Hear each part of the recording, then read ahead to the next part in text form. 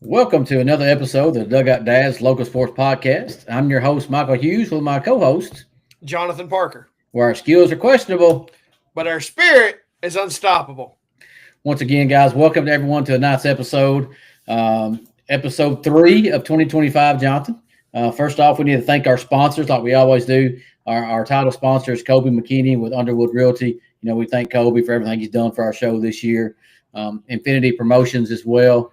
Hashtag Holly's been our sponsors and be the gift for our Players of the Week and Players of the Month t-shirts, and Pizza Hut for our coaches segment. And Michael, we can't do what we do without our sponsors. We appreciate them on so many levels. And just we cannot thank them enough because you and I both are enjoying what we're doing. It's been kind of the weather's kind of been involved. Last week we had the Super Bowl, so we decided not to have a show. But we're going to have back-to-back weeks this week. We look forward to our players segment next week. So we certainly can't do what we do without our sponsors. We cannot, and that takes us into, as you mentioned, Jonathan. We'll touch on the Super Bowl first, right? Last weekend was Super Bowl Sunday. We took the week off just because we knew that everybody had Super Bowl plans, and we don't want to interfere with anybody's plans when we're trying to do our show. But the Super Bowl to me, Jonathan, was, if I'm being honest, was a little bit lackluster. I am glad that Philadelphia did win the game. We talked about this while we'd done the alumni game broadcast, where we picked who we thought was going to win. So I was glad that Philadelphia did finally dethrone the Chiefs, but the game to me was just kind of lackluster. It was, there was a lot of just kind of boring game. I mean, after about the first 2 or 3 drives, you could kind of see from my perspective, Philadelphia was the far better team, on the field, and shout out to them. I'm not, I'm a diehard Cowboys fan, so the Eagles winning it's not a good thing, but was really glad to see, you look at Jalen Hurts. Jalen Hurts really seems like he is a genuine individual. So I was very proud, to see him go out there and win. And, again, not an Alabama fan for any stretch of the imagination, but Jalen Hurts, Devontae Smith, both Alabama players, really had a really good game in the Super Bowl. And shout out to, Philadelphia for finally beating Patrick Mahomes and Travis Kelce and Taylor Swift and, all those Chiefs players. Yeah, and you'd be, if you didn't say something about Taylor Swift, because it was Taylor Swift here and Taylor Swift there when the Chiefs played, no matter what, and I am so tickled. And if my wife, I don't know if she's upstairs watching or not, but I can tell you she is glad the Chiefs got beat because she can't stand Travis Kelce. But talk about the Super Bowl. Super Bowl is a good time for everybody, because we've all watched the Super Bowl for a long time, right? Especially when we was kids, the Super Bowl and the commercials was the main topic really of the Super Bowl. Yes. And to me, once again, the commercials kind of fell off a little bit. Well, there was a couple. I think last year I was kind of disappointed last year, but there was a couple this year. The Michelob Ultra commercial this year was one that I felt was good. Yeah. And of course, Budweiser with their Clydesdale horses, and the guy, the little horse that had the beer keg fall off, and he was kind of nuzzling it down to the local bar. Was 2 good commercials for me. So I thought they were better this year than they were last year. But again, I think over years past, back in the 2000s, it just still fell short for me.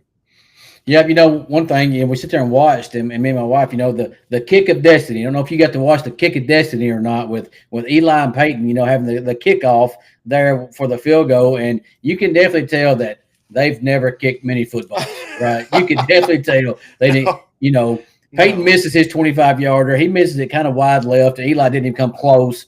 They move with a 20, and Peyton dunks it off the goalpost. And then Eli, hits it right down the middle.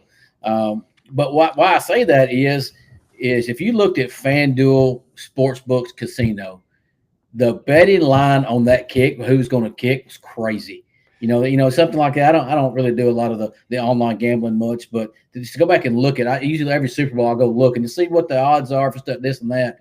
And the odds for the kick of destiny was crazy to me.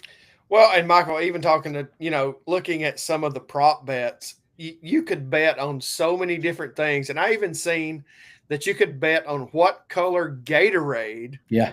that the winning team was going to be dunked on. Yep. And that is so wild to me. Again, I'm not a bettor. I don't don't get into much of that, but it's just crazy to me some of the prop bets that you can get into nowadays.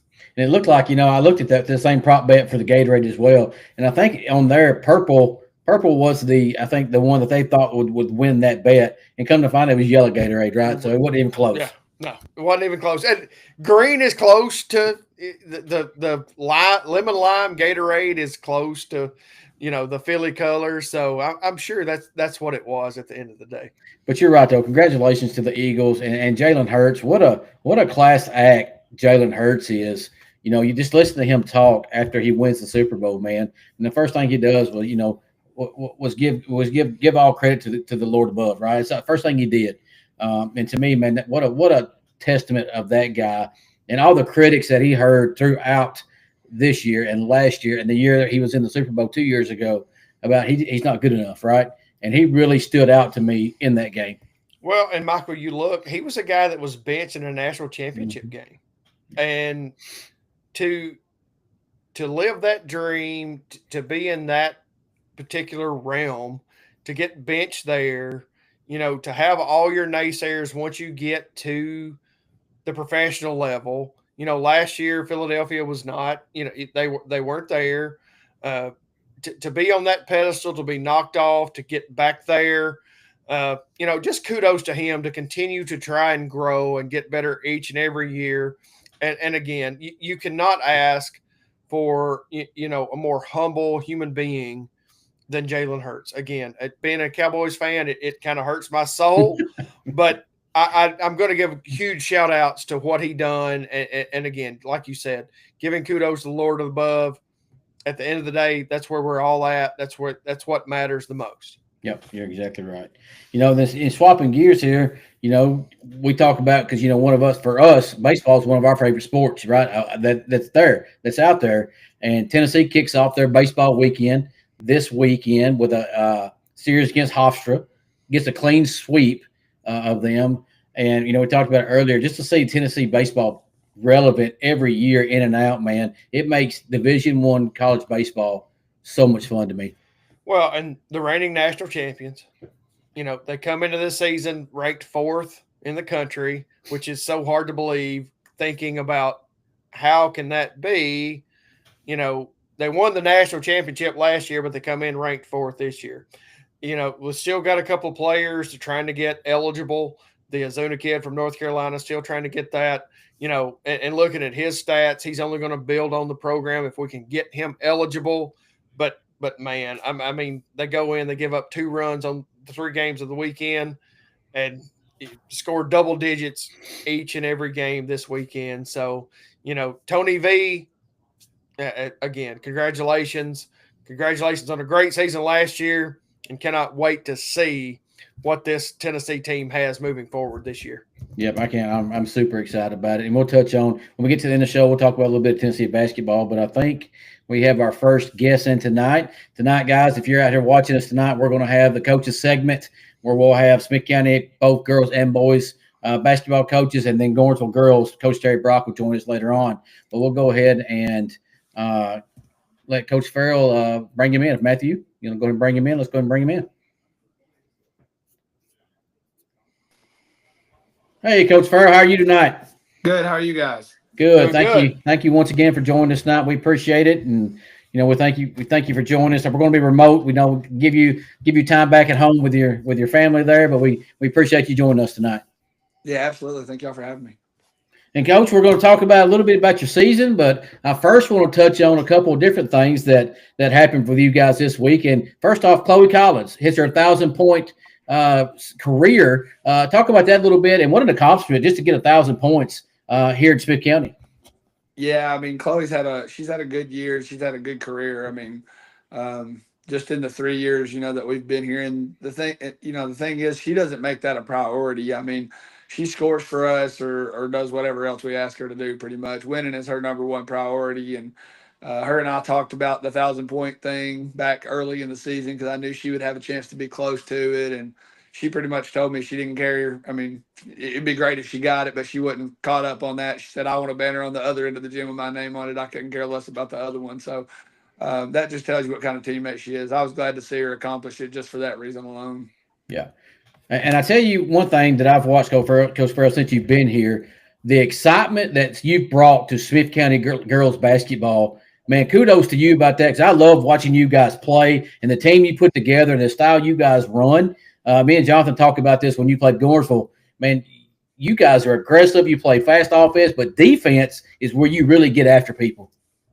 Yeah, and I mean, that's a testament to the kids. I mean, they've bought into the things that we try to sell and we talk to them about every day, and going all the way back to the first group of seniors through the group we have now. I mean, they've bought into the whole winning culture and being great teammates, and putting the whole group ahead of themselves, and that really shines more on the defensive end, and I think you can tell that when you watch them play.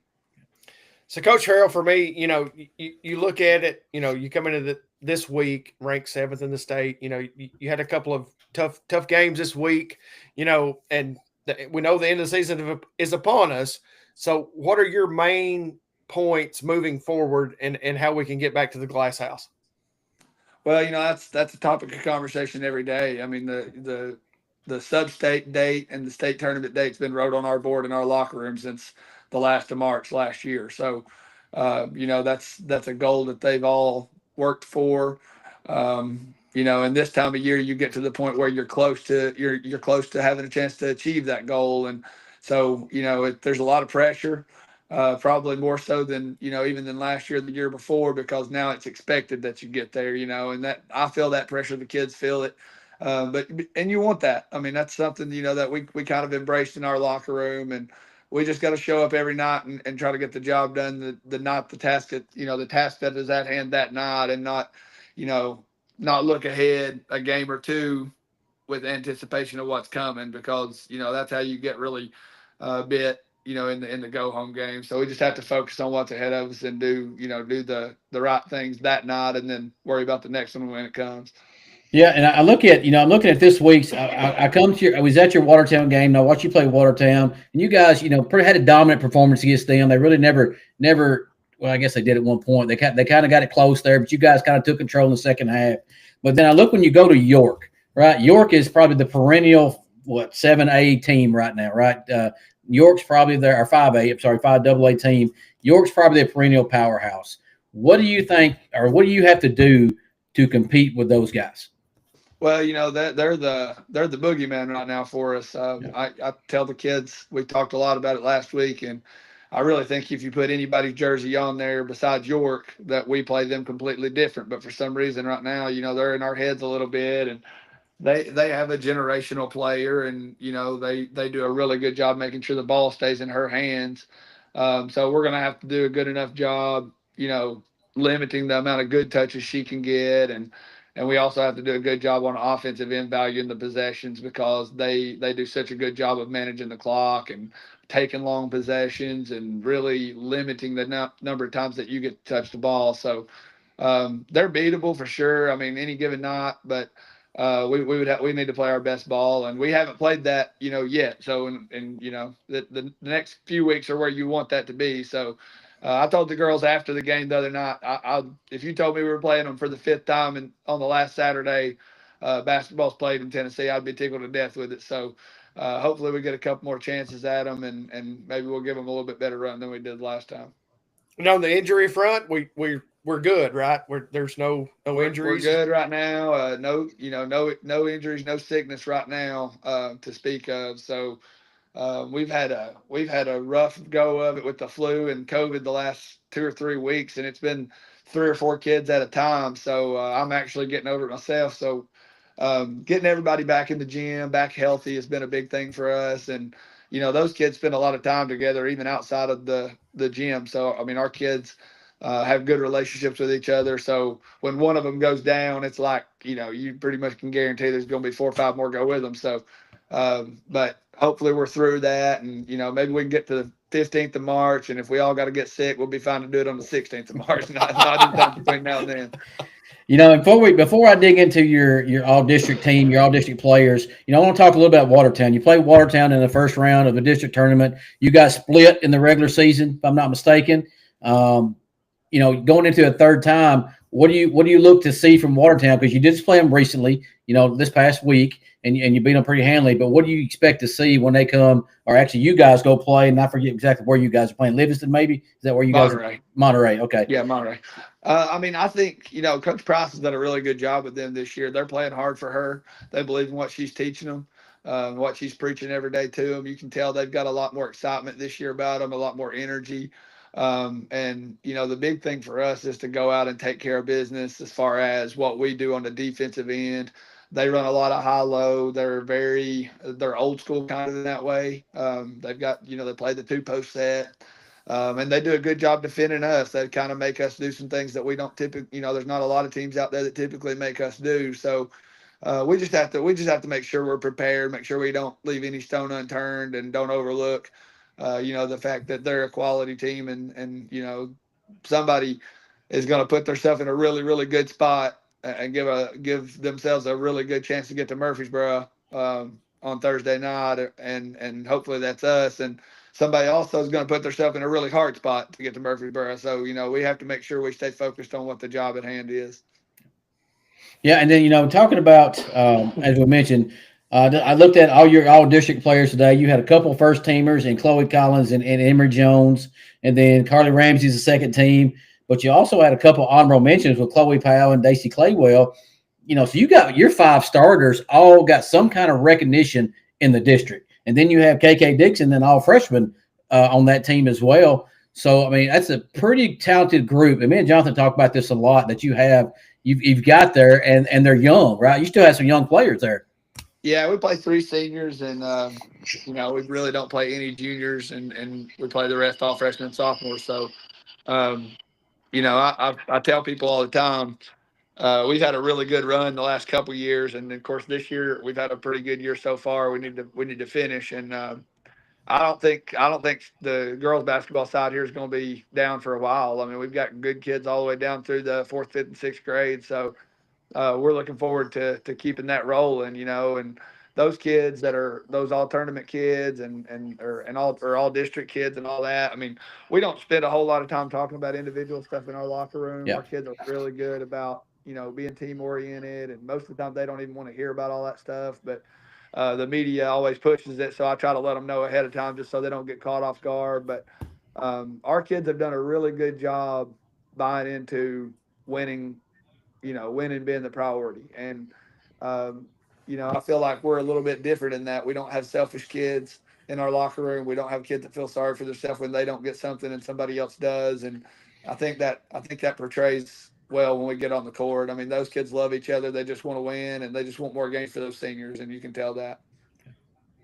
Yeah, and really, Jonathan, if you had it, but the last thing for me, Coach, is something I've noticed you've done for the last few years while you've been here, is you have old alumni come back and sign a board, a replica of the Smith County gym floor inside you guys' locker room. Man, to me, that is so awesome for you to bring that in and to bring those players back and let them, talk about their legacy and get on that board in your locker room. So I really appreciate that.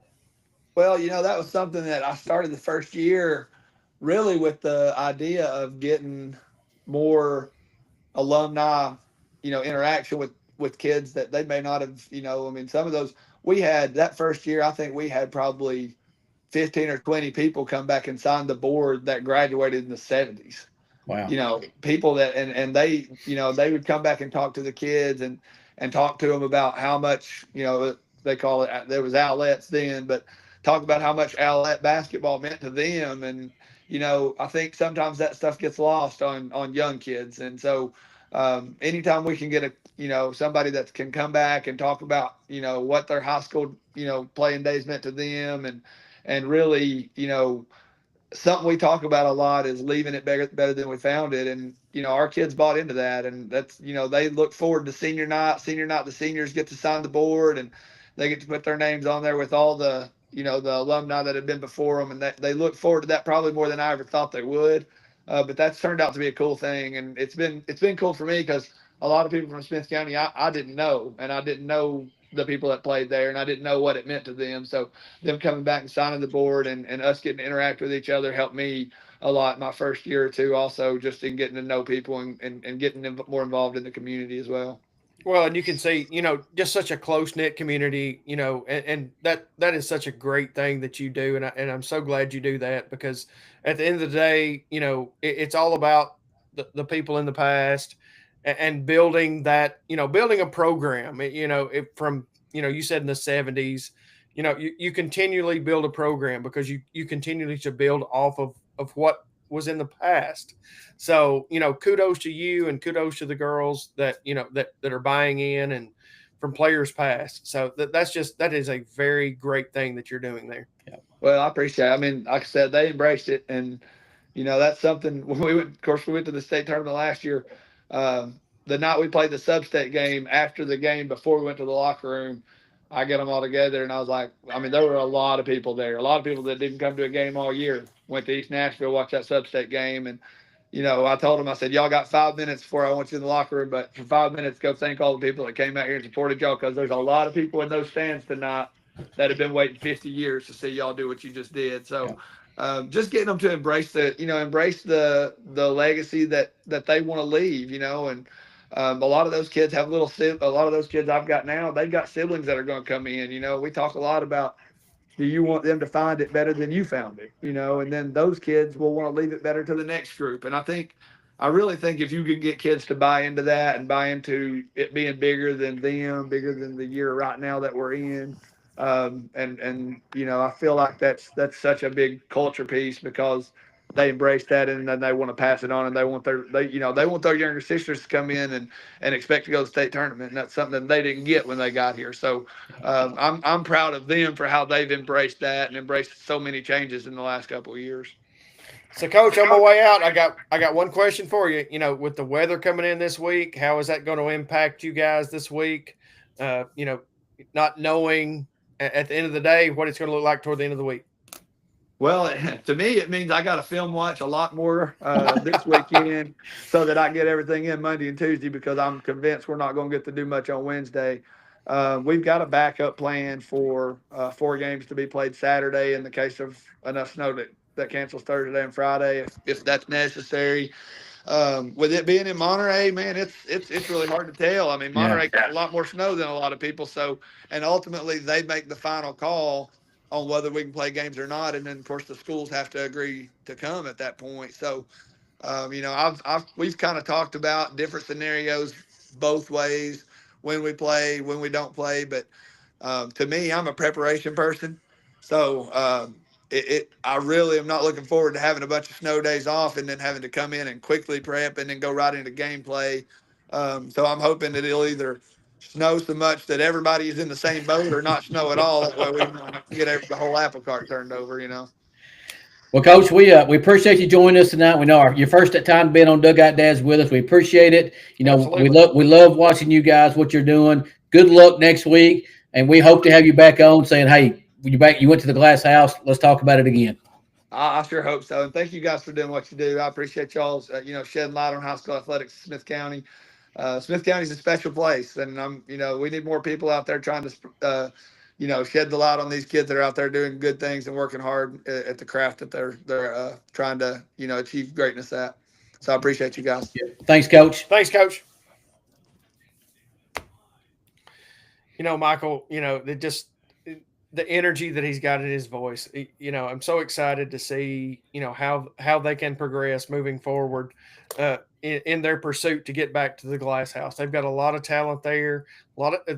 Some of it is young talent, but man, I love Coach Farrell and what he's got moving forward there for the man, and just the excitement he's brought back to Smith County Lady Owl basketball, and it seems to me them girls love playing for him. Yes. Right? And he loves coaching them, and they love each other. And he's right.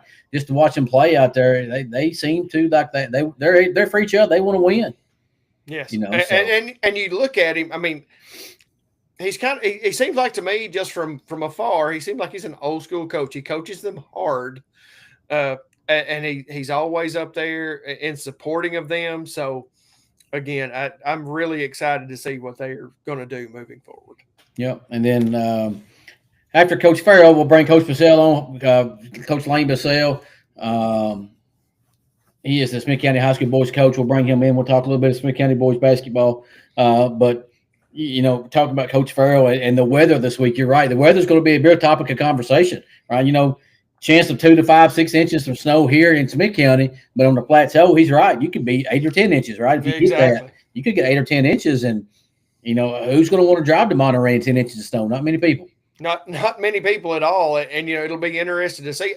I was kind of so it's up to the school. I was not aware that's. I figured it was up to TSSAA at that point, But the way Coach Farrell said, it was up to the school at that point in time to see how it would broke out. So that will be interesting to see how that plays itself out. Yeah, and you're right. I was shocked as well. I didn't know it was up to the school either. I thought TSSAA would come in and say, hey, weather's bad. You got to cancel the games. You got to move them. But like you said, they do have a plan in place. 4 games on Saturday. If you got to play doubleheader on Saturday in basketball, a second game. It's difficult. Yeah. You don't know how that's going to pan itself out because, you play early. Are you going to have to play late? You win. And how is your health at that point in time? Because basketball is an up and down sport. You've got to have stamina. So that will be very interesting to see how it all transpires there. Yeah, and Coach Bassell is having a couple of issues trying to get in there and get in here with us tonight. We'll talk to him as soon as he joins us tonight. But while we have time, we can talk about a little bit of Tennessee basketball. While we wait for Coach Bassell to come in, Tennessee basketball goes 1-1 this week. They lose to Kentucky on the men's side early in the week, and then come back from 16 down at halftime. Jonathan, we was together and watched them play, being 16 down at halftime, where your leading scorer and assist guy hadn't scored a point. Mm-hmm. It comes up and ends the game with 21 points to lead you back from 16 down to beat the Commodores. It's difficult for me, talking about the Kentucky game early in the week, playing a very shorthanded Kentucky team. Tennessee kind of comes out. I know it's in Rupp, so anything can happen at Rupp Arena. They're always going to be ready. But it's kind of a head scratcher to me to see how they have played this year against Kentucky. But they came back yesterday down 16 and have a very solid win. You look at Zakai Ziegler, does nothing in the first half, and then comes out and ends the game 7 of 9 with 22 points. For me, that was a very huge win for Tennessee yesterday, even though it was Vandy, and Vandy's a really good team. And Vandy has potential to get to the tournament. Yep. But for me, that was a solid win for Tennessee being at home. It's one that you've got to close out at home to get to those, you want to be one of those first 16 seeds. At one point in time, Tennessee was looking to be a number 1 seed, and they may not be there right now, but to me, that was a very good culture win yesterday for Tennessee. It was a program building win. Again, I know it was just Vandy, but Vandy is getting better. I really like what I see from Byington and his group. They play very hard, and for whatever reason, that is it Majon or the kid. It seems like he has an all SEC game every time he plays against the University of Tennessee. Yeah, and he lit it up from 3-pointers. They couldn't stop him in the second half, right? He'd turn around, throw it up, and he'd go in. But then you look at, we talked about it as we ate lunch yesterday together, that the SEC, when it comes to the NCAA tournament, has a chance to get 12 to 13 teams in the NCAA tournament. But you look at the SEC tournament and the competition, and it's going to take a gauntlet for somebody to win the SEC championship. Well, you look at it right now. You look at I think it's Palm is projecting maybe 12 to 13 SEC teams get into the tournament, I mean, that would be a record. The SEC normally at this point in time, you're talking about Duke, North Carolina, NC State, Wake Forest, Georgia Tech, the teams in the ACC, because the ACC, let's be honest, they're a basketball conference. They are. But I feel like over the last couple of years, we've always got Kentucky, Florida. The top echelon of the SEC is always, the last few 15 plus years have had a solid program, but now it's more widespread. You look at it from a landscape of, you got Tennessee, you got Auburn, you got Alabama, a bunch of the top echelon SEC teams are really doing it this year in basketball that we always look to be football programs. And for me, honestly, it's not just the main sport. It's not just football and basketball. You look at it, we're huge Tennessee fans. You look Tennessee basketball, women's basketball, men's, women's, men's baseball, softball, football. It's kind of a collective group of sports that are killing it at the SEC level, and that's across the board. It's not just, well, Florida's good here and Oklahoma's good here and Tennessee's good here. It's a collective. When you look, and we were talking about Tennessee baseball earlier.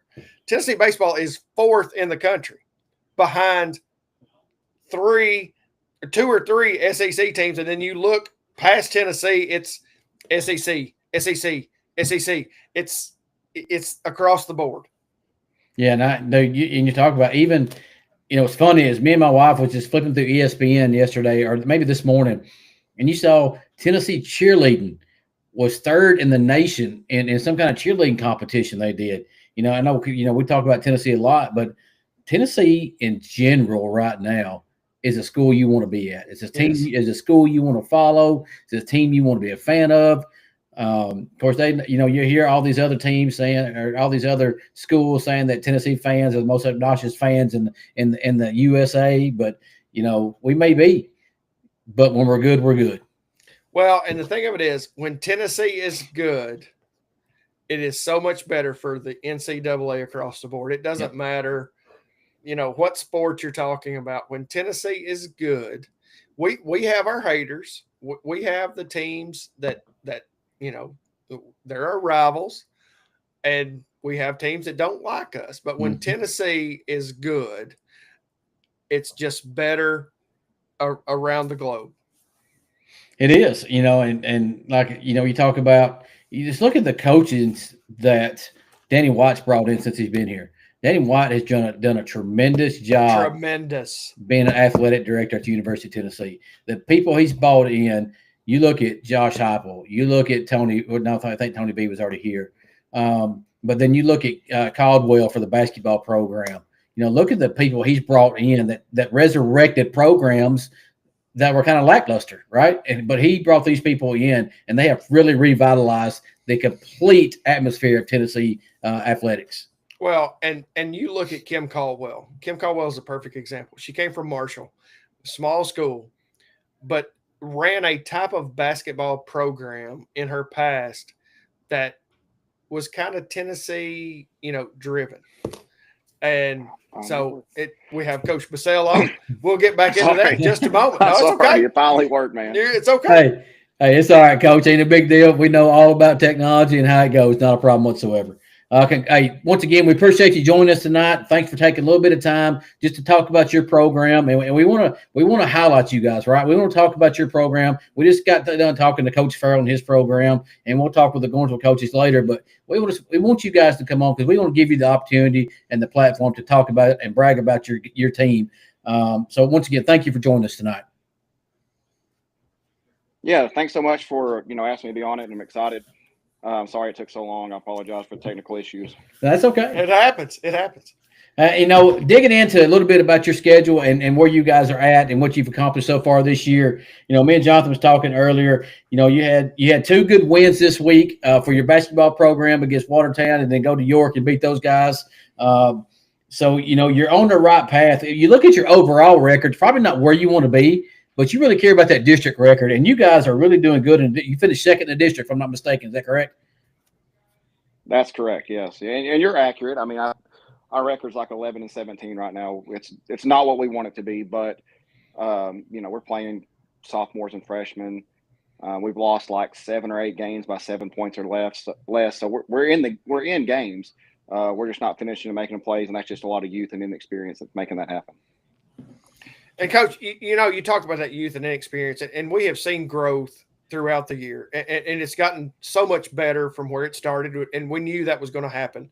So from your perspective, what have we got to do to get to that next level going into this tournament season?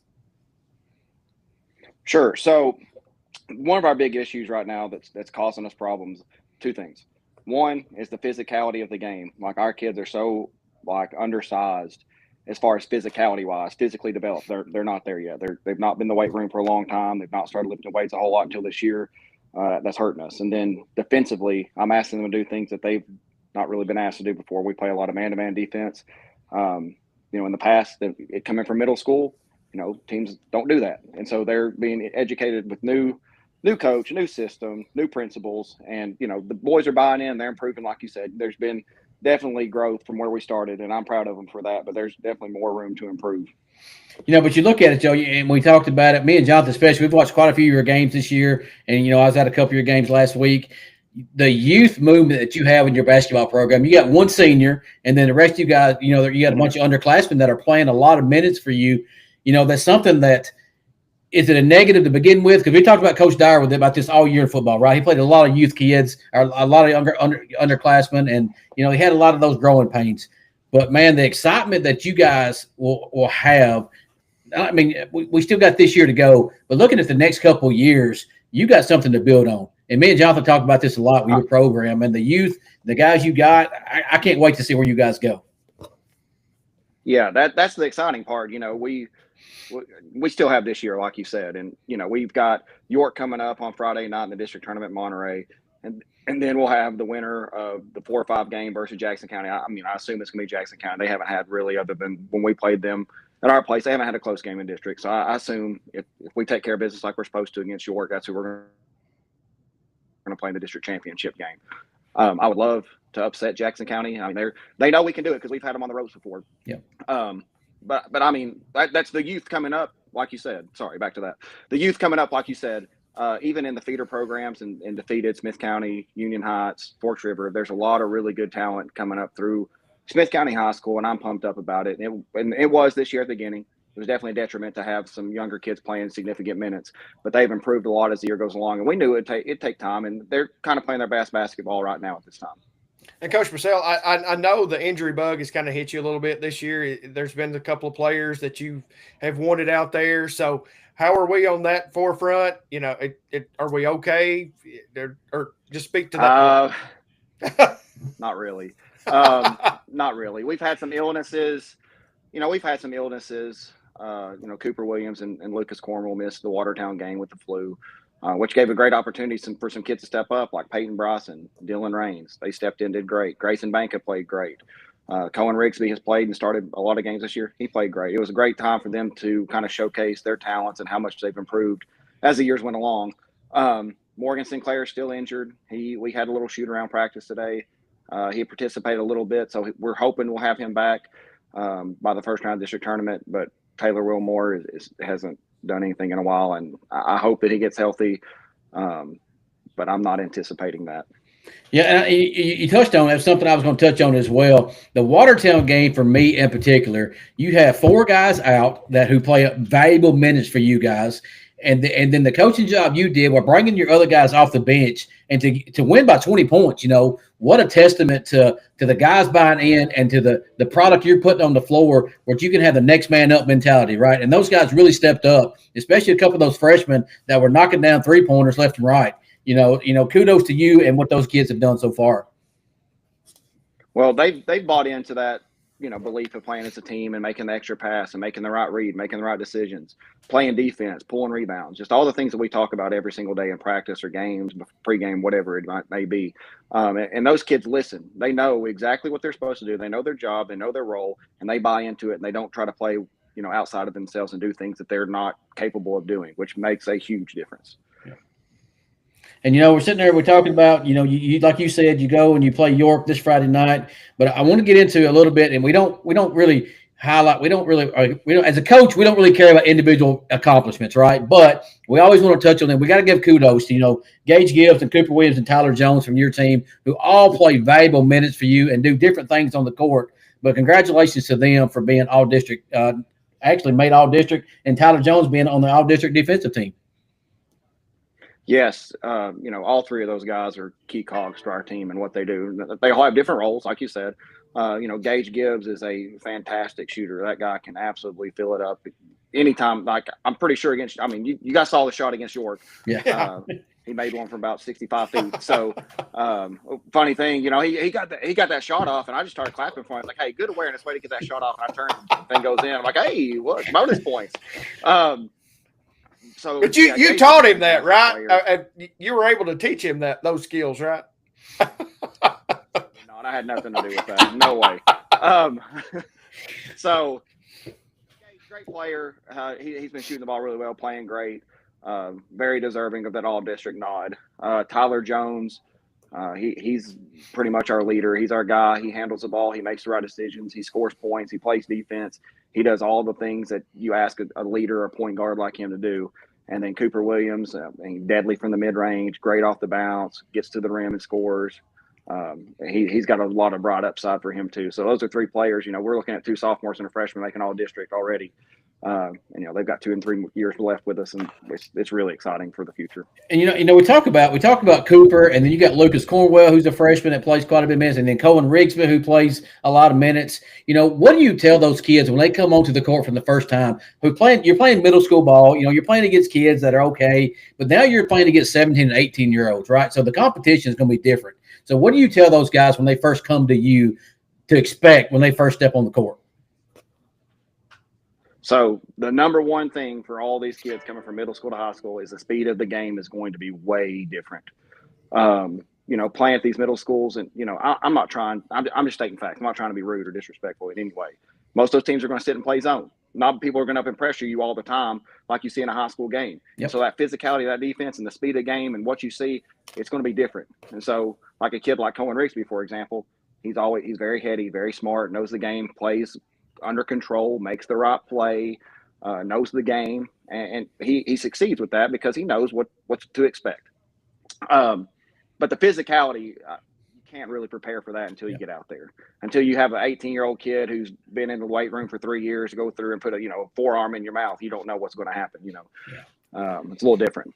Well, and I know from my perspective, when we broadcast the Smith County Gordonsville game, that was what my big hurdle was the physicality part. It was just so much different. It was like a deer in a headlight look for your younger kids. It was like, oh my gosh, these kids are so much bigger. And so I feel like that's going to be a hurdle for you moving forward. But I think that the growth that we have seen is going to prove very positive moving forward. Yeah. Oh, no doubt. And I think if we keep buying into the weight room, like this off season, we were in the weight room 4 and 5 times a week lifting. Coach Will Andrews from TLTS Sports and all good Cookeville area comes down and works with us a couple days a week.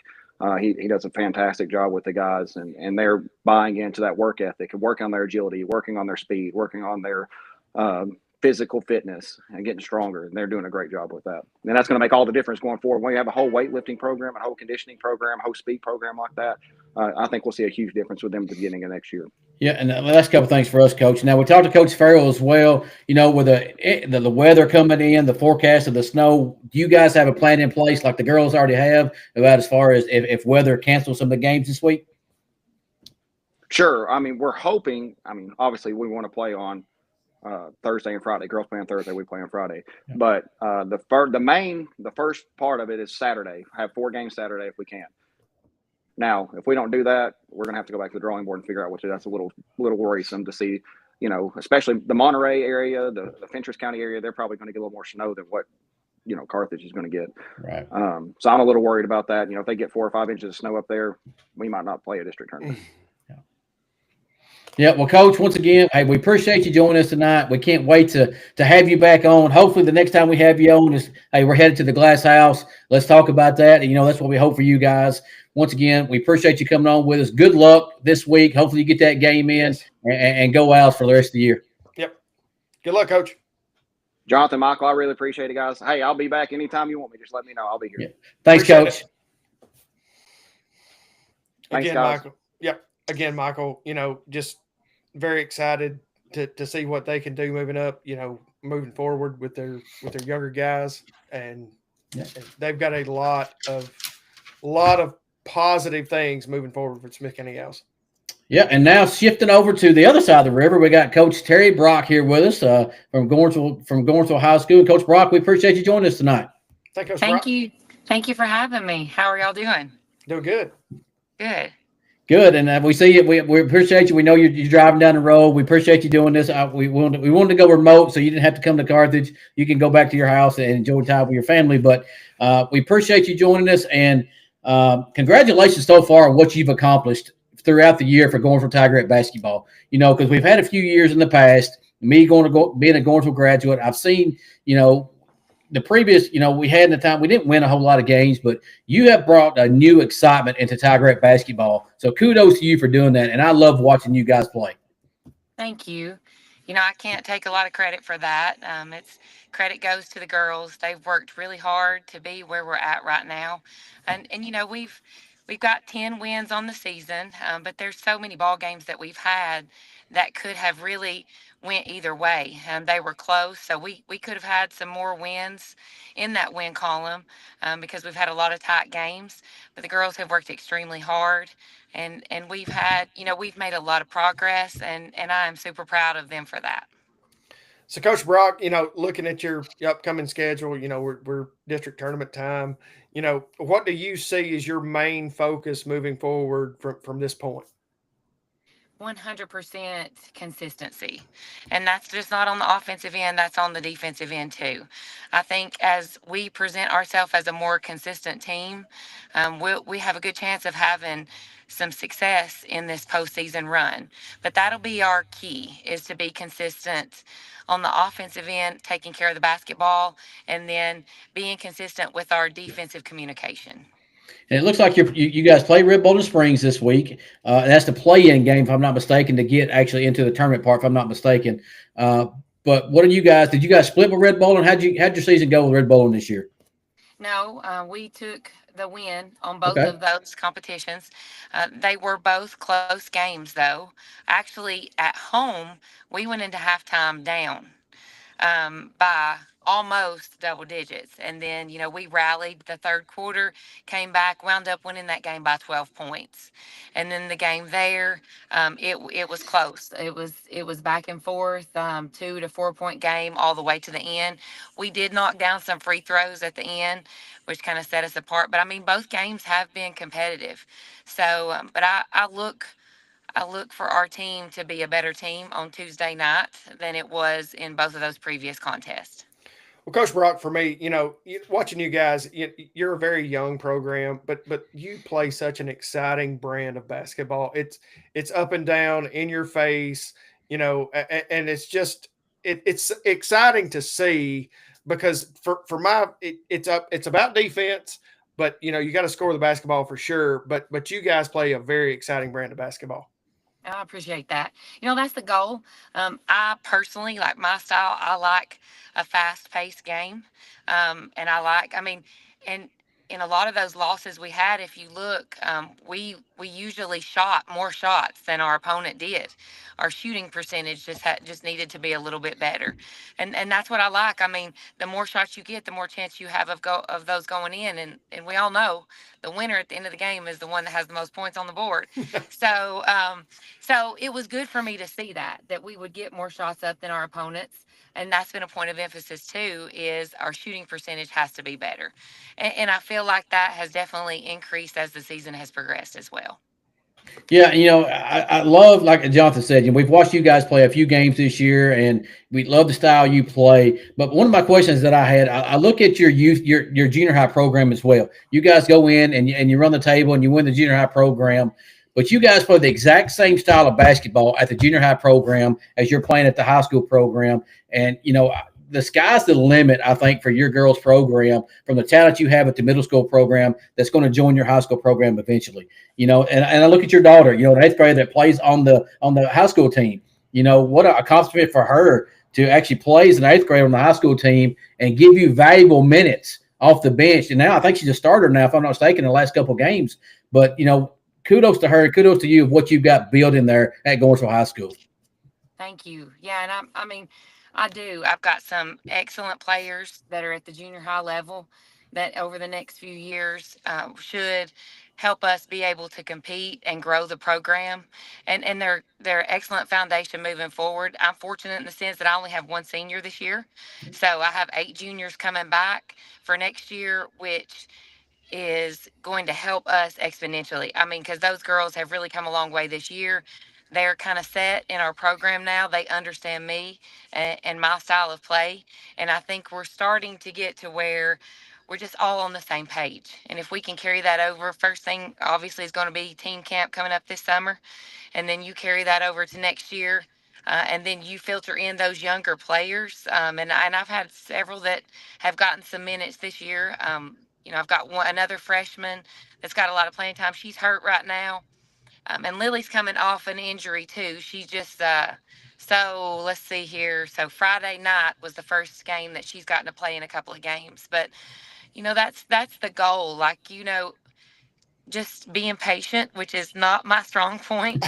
But the things that I've seen out of my team the last couple of weeks, just things starting to click and the understanding of the game has really got me excited for the future. And they're great kids and they are super hard workers. So I knew once all those puzzle pieces started being put together that we would see growth and we would start to see growth exponentially faster than what we saw at the start of the year. And we've had ebb and flow, we've had ups and downs, but I think now we're kind of understanding that we're all working together on both ends of the court.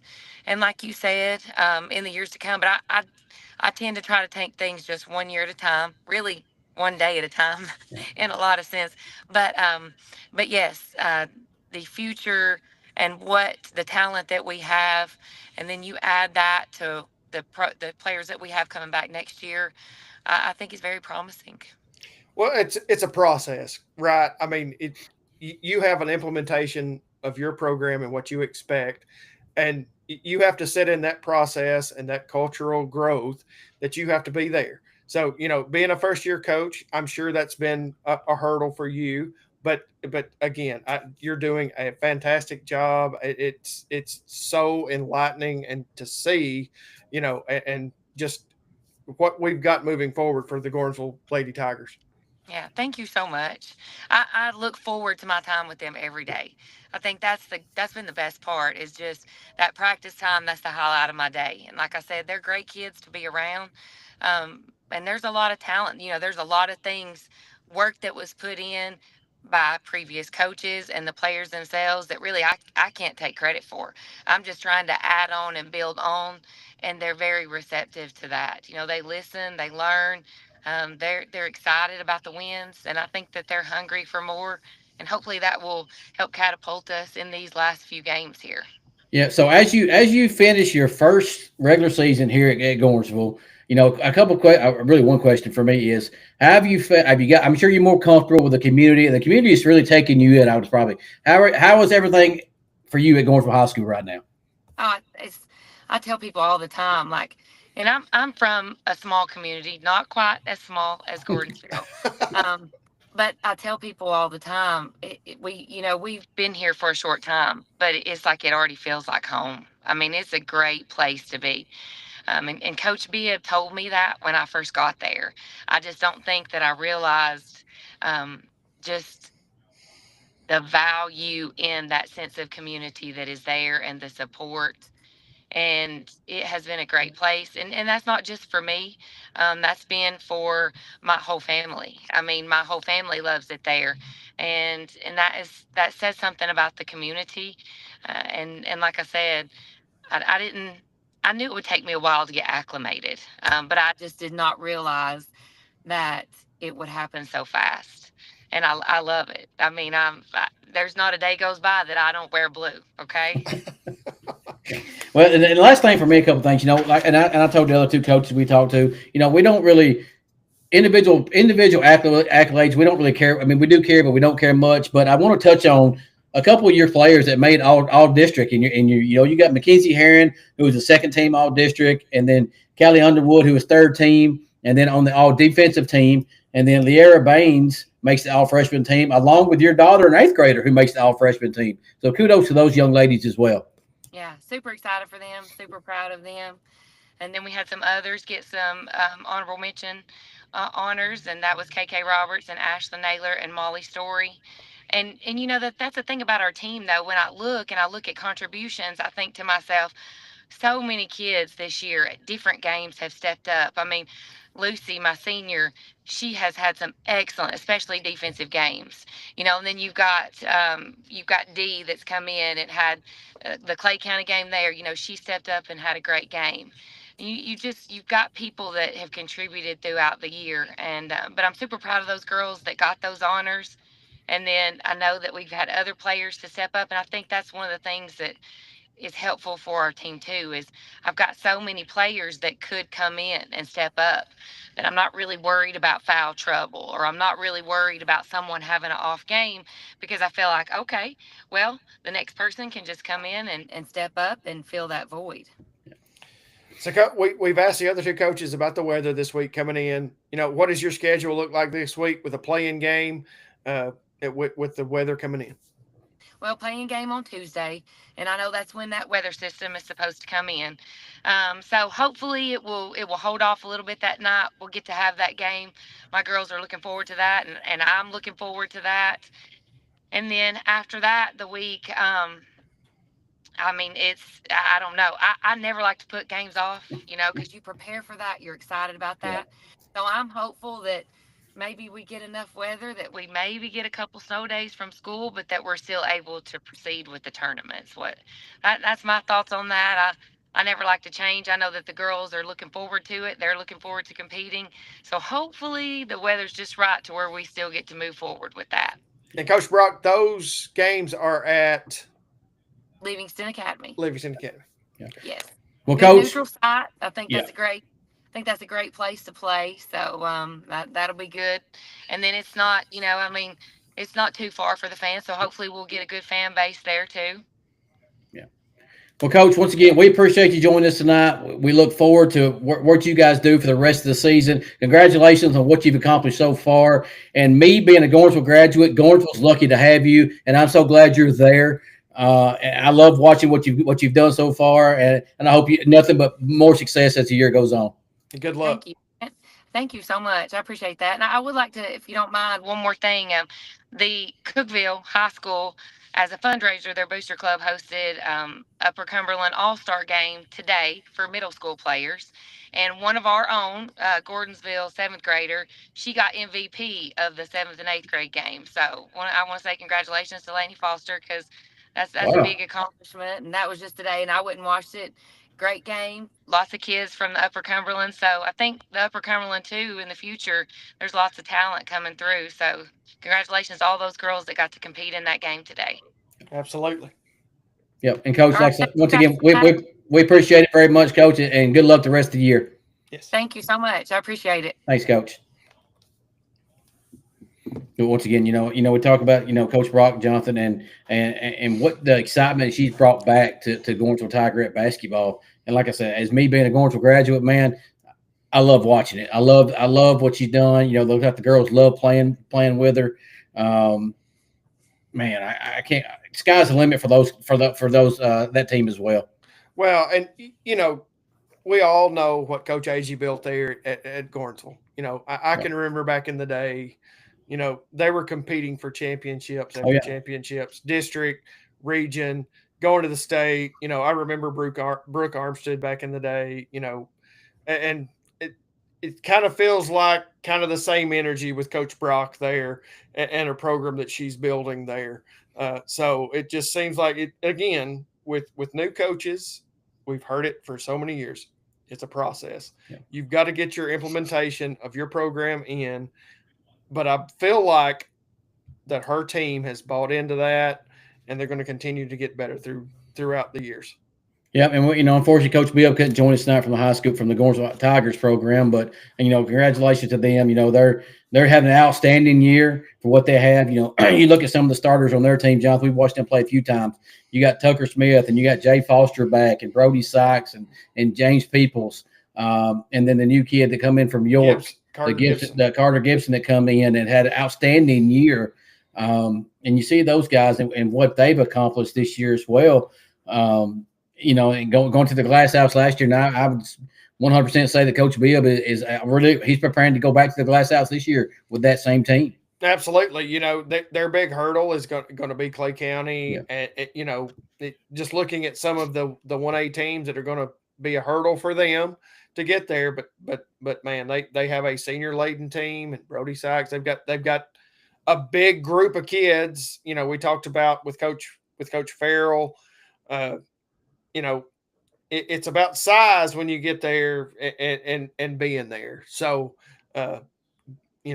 good luck to Coach Bibb and his staff and players. I know I kind of think they fought the injury bug a little bit throughout the season. We all know Jay Foster got hurt in football, so he hasn't been fully healthy all season. But hopefully by now he's getting there.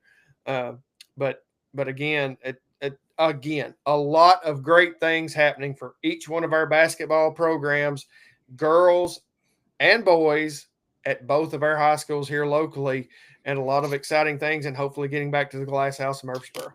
Yeah, and once basketball is here, finishing winding up, in the next couple of weeks, Jonathan, we got baseball and softball kicking up in the county. So even more stuff for us to talk about and more chances to highlight both schools on each side of the river, and that's what we're here for, right? We want to do that, and we talk about this every week in and week out.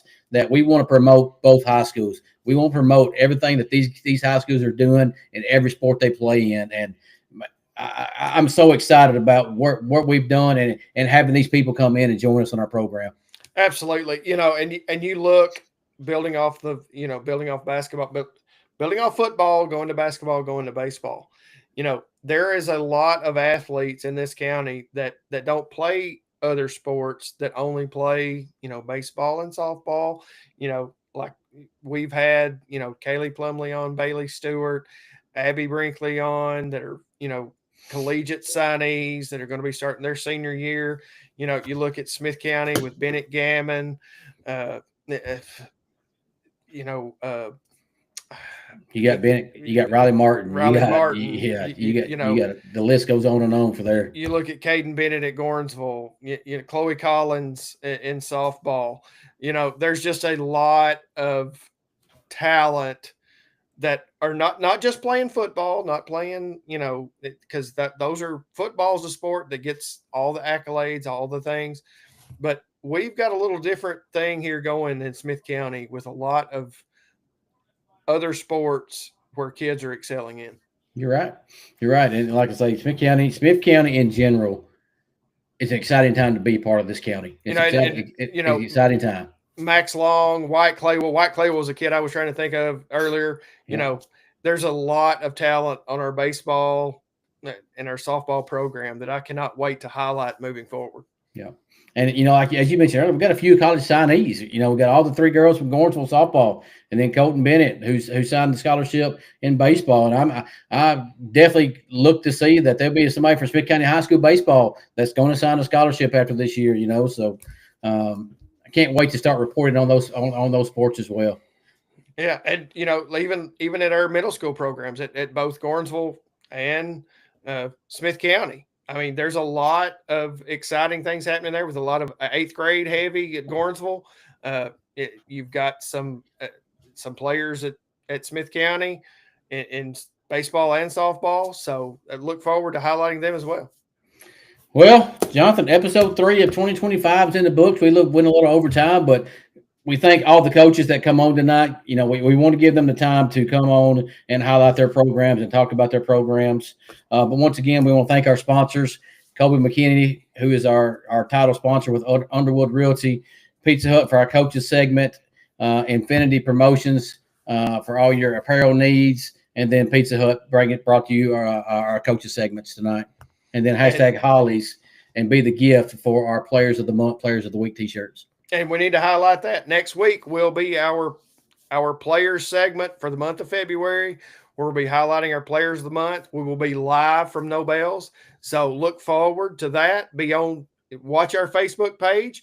We will be announcing those players of the month, and we would love to have you out. That's an exciting time. You get a free pizza from No Bells. And, you know, we just enjoy highlighting you guys and hope you guys can come out to see us next Sunday night. Yeah, and we look forward to it. You're right, and we want you to show up, right? And you know, you think out loud. These couple of guys giving us a Player of the Month, Player of the Week shirt, whatever. But we want to give you your time. We want to highlight you. We want to talk about you and what you've accomplished so far. So those 4 athletes that we'll announce this week, come on out Sunday night. We want you to come out. We want to give you time on the stage and talk a little bit. Absolutely, we're excited to have you. So, Jonathan, for me, I appreciate it. Matthew in the background, you guys don't see, he did a great job producing our show tonight. We appreciate everybody that watched. We had quite a few listeners and watchers on Facebook tonight. So, Jonathan, for me, where our skills are questionable, but our spirit is unstoppable. Until next time.